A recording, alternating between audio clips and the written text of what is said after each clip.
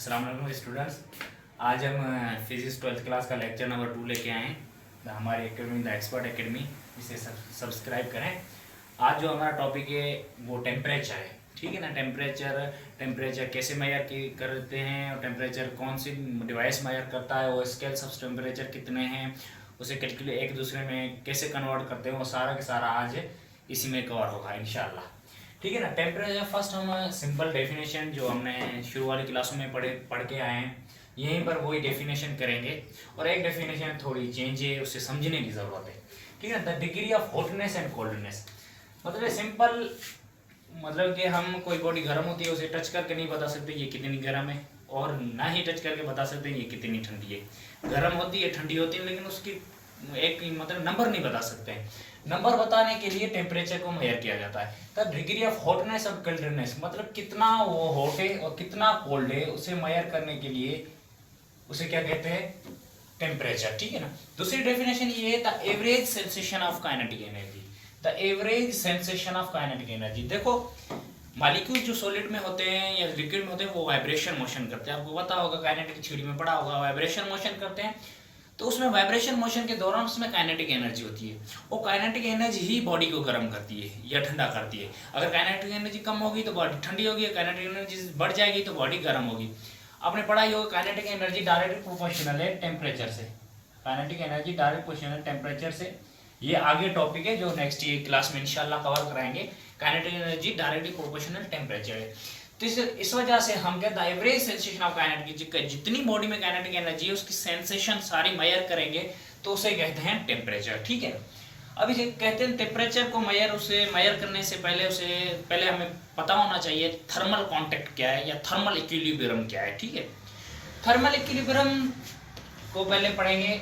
Thermal when two bodies, मतलब ये two bodies, जैसे हमने ए बॉडी ली और B body lie, remain in thermal contact. हाँ, थर्मल कांटेक्ट तीन तरह से होता है, एक कन्वेंशन, कंडेंशन और रेडिएशन। ये तीन तरह से होता है, कन्वेंशन, कंडेंशन और रेडिएशन। ये आपने बायो में पढ़ा होगा, केमिस्ट्री में पढ़ा होगा, फिजिक्स में पढ़ा होगा। सिंपल है, इसमें कोई ज्यादा बात है नहीं।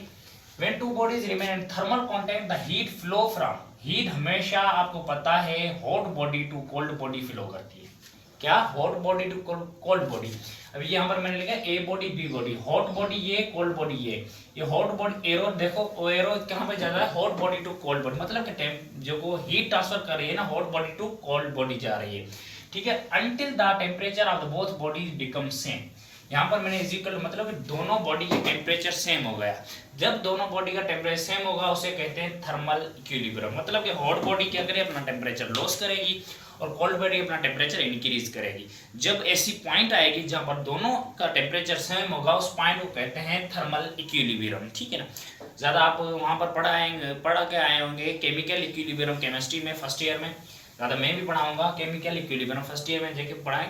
यदि रिएक्टेंट और प्रोडक्ट का रेट या दोनों बराबर होते हैं तो उसे क्या कहते हैं, केमिकल इक्विलिब्रियम। यहाँ पर ये ऐसे थर्मल इक्विलिब्रियम, ठीक है ना। उसके बाद हम मेजर करेंगे कौन सा डिवाइस है जो टेम्परेचर मेजर करता है। देखो थर्मामीटर एक डिवाइस है। The device which is used to measure the temperature of the body की टेम्परेचर मेजर करने के लिए जो डिवाइस यूज होता है वो उसे कहते हैं थर्मामीटर। थर्मामीटर के दो टाइप्स हैं, यहाँ पर लिखे हुए। एक अल्कोहल यूज करते हैं थर्मामीटर में जिसको अल्कोहलिक थर्मामीटर कहते हैं, और एक जिसमें मरकरी यूज होती है जिसे मरकरी थर्मामीटर भी कह सकते हैं, ठीक है। जिसमें मरकरी यूज है जो कॉमन क्लिनिक्स वगैरह पे यूज होता है। दूसरा अल्कोहलिक थर्मामीटर जो शुरू वाले दिनों में यूज हुआ था, साइंटिस्ट ने यूज किया था, उसके बाद नहीं यूज हो रहा है, ठीक है। अब हम स्केल्स ऑफ टेम्परेचर पढ़ेंगे। स्केल्स ऑफ टेम्परेचर तीन स्केल है, सेल्सियस स्केल और फ़ारेनहाइट स्केल और केल्विन स्केल, ठीक है ना। ये बिटवीन लेते हैं melting point of ice and melting point of ice इसके बिटवीन, और बॉइलिंग पॉइंट ऑफ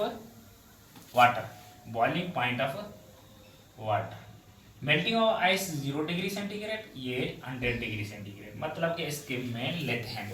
फर्स्ट हम डिस्कस करेंगे सेल्सियस सेंटीग्रेड। सेल्सियस स्केल भी कहते हैं, सेंटीग्रेड स्केल भी कहते हैं।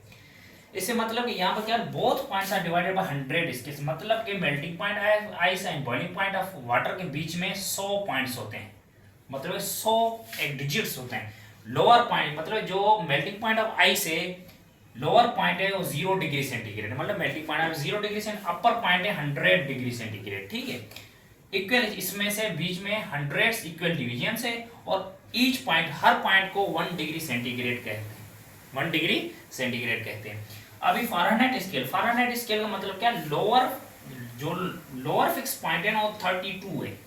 यहाँ पर जहाँ पर 0 डिग्री सेंटीग्रेड लिखा हुआ है, यहाँ पर 30 डिग्री फ़ारेनहाइट भी लिख सकते हैं, इसका मतलब सेम होता है, ठीक है। अपर पॉइंट क्या है 212, इसे 100 डिग्री सेंटीग्रेड 212 डिग्री फ़ारेनहाइट भी लिख सकते हैं, ये इसका दोनों का मतलब सेम ही होता है, ठीक है ना।